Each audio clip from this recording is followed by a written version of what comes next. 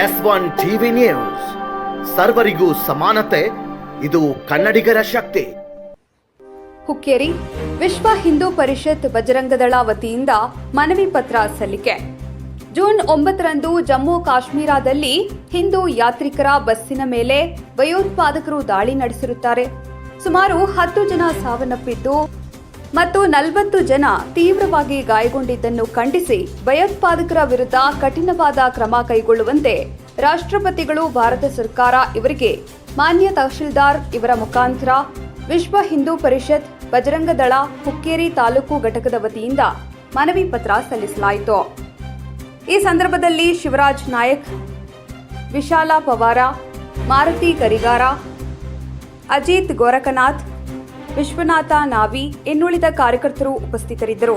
ವರದಿ Prashant Potadar, S1 TV news Kannada, Hukkeri.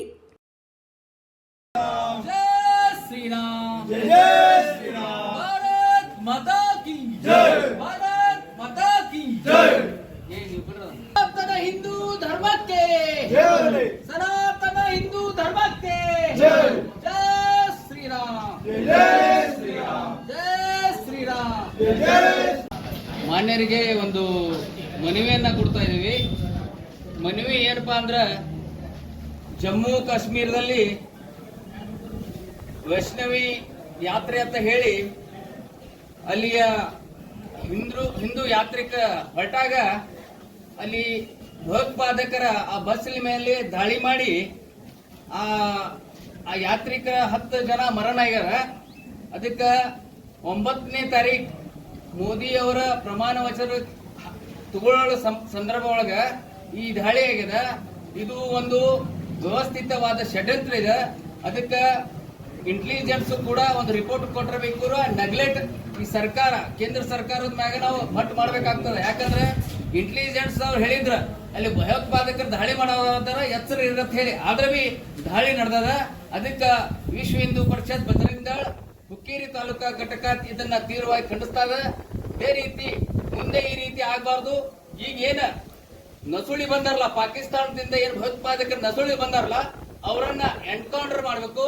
ಇಲ್ಲ ತನಿಖೆ ಮಾಡಿ ಯಾರು ಈ ದೇಶದ ಒಳಗ ದುಷ್ಟ ಶಕ್ತಿಗಳ ಏನು ಇಲ್ಲೇ ಇದ್ದ ದೇಶದ ಅನ್ನ ತಿಂದ ಒಂದು ದೇಶದ್ರೋಹಿ ಕೆಲಸ ಮಾಡತ್ತಾರಲ್ಲ, ಅವ್ರ ಮೇಲೆ ಉಗ್ರವಾದ ಕ್ರಮ ಆಗಬೇಕಂತ ಹೇಳಿ ನಾವು ವಿಶ್ವ ಹಿಂದೂ ಪರಿಷತ್ ಬಜರಂಗದಳದಿಂದ ನಾವು ಹುಕ್ಕೇರಿ ತಾಲೂಕಿನಿಂದ ಆಗ್ರಹ ಮಾಡ್ತಾ ಇದ್ದೇವೆ. ಅದೇ ರೀತಿ ಮಾನ್ಯರಿಂದ ರಾಷ್ಟ್ರಪತಿಗೆ ಒಂದು ಮನವಿಯನ್ನು ಕೊಡ್ತಾ ಇದ್ದೀವಿ. ಜೈ ಶ್ರೀರಾಮ್.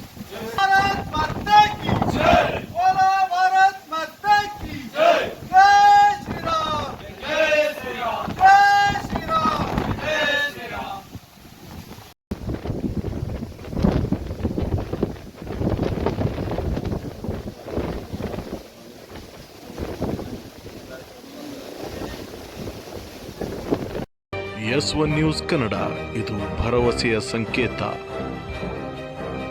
ನಿಮ್ಮ ಹತ್ತಿರದ ನ್ಯೂಸ್ಗಳ ಅಪ್ಡೇಟ್ಗಳಿಗಾಗಿ ನಮ್ಮ S1 ನ್ಯೂಸ್ ಕನ್ನಡ ಚಾನಲನ್ನು ಸಬ್ಸ್ಕ್ರೈಬ್ ಮಾಡಿ, ಶೇರ್ ಮಾಡಿ, ಬೆಲ್ ಐಕಾನನ್ನು ಒತ್ತಿ.